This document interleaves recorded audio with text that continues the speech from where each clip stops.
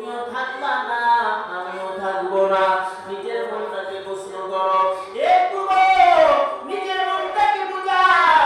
এই জমিনের মধ্যে এখানে যারা বসে আছেন এমন কেউ নাই যে তার আত্মীয় স্বজন অন্ধকার কবরের মধ্যে যায় নাই। সবাই